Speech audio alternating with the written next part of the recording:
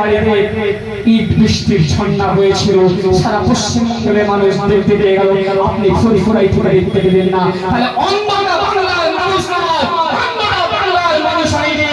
আপনি এখনো অন্ধের চশমা পরে বসে আছে, সেজন্য আপনার নজর এখনো পড়ছে না।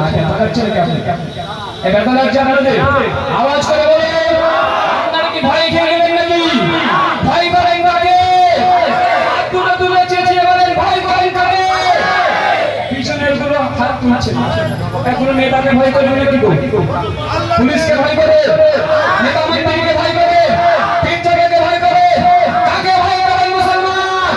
চেঁচিয়ে হাত তুলে তুলে বলেন এ আল্লাহর নামের পরিলা ফুরফুরা জমিন থেকে আওয়াজ তুলে আমার আল্লাহর আশীর্বাদের মধ্যে চায় কাটু দিলেন নারে তাকবীর। আরো জোরে বলেন নারে তাকবীর। আমার দাদা পীরের ভক্ত মুরিদানিরা, আমার মাদ্রাসার ছাত্র ভাইরা, যারা হাত করে বলবো আপনারা সত্য মিথ্যা যাচাই অবশ্যই চশমাটা পরিধান করুন, অন্ধভক্তের চশমা পরিধান করিবেন না। আজ সারা বাংলার মানুষ তীর্থযাত্রা হিসাবে এইটাকে ধরে নিয়ে আমাদের সময় চলে গিয়েছে। একটা নেতা আসলে, কে মন্ত্রী আসলে, তার জন্য পুলিশ নিয়ে তাকে সাথে করে নিয়ে আমার দাদা পীরের মন্দিরে শোনাতে লেগেছে। এই বাংলার মানুষ আপনাদের কি চোখে একবারও ছানি করে গেছে? কথা বলার কেউ হারিয়ে গেছে?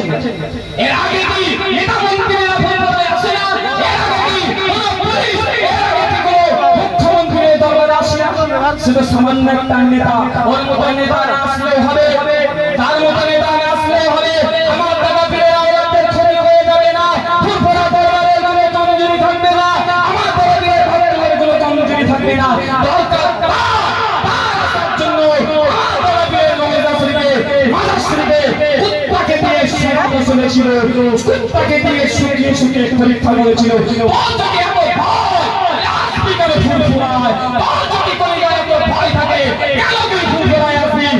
মুখ্যমন্ত্রী প্রফুল্ল চন্দ্র সেন স্বয়ং মুখ্যমন্ত্রী এসেছিল দরবার শরীফে, তার জন্য তো ওইভাবে হাজার হাজার পুলিশ লাশ দিতে হয় না, তার জন্য তো কুত্তা পুলিশ নিয়ে এসে এইভাবে ধরাতে হয় না, তার জন্য তো মেশিন নিয়ে এসে চেক করতে হয় না, তার জন্য তো এমন করে চারিদিকে ঘিরে ফেলা হয় না, এমন করে দিল্লিতে কোনো কয়েক মন্ত্রী এসেছেন দরবার শরীফে, হুজুর কিবলাদের সামনে হাত করে গেছে, তাদের জন্য তো একটা কুকুরকে নিয়ে এসে মাজার শরীফে ছোঁয়াতে হয়।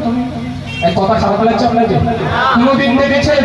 কোনদিন আপনারা দেখেছেন মাজার শরীফে কুকুর নিয়ে শোয়াতে পরীক্ষা করার জন্য?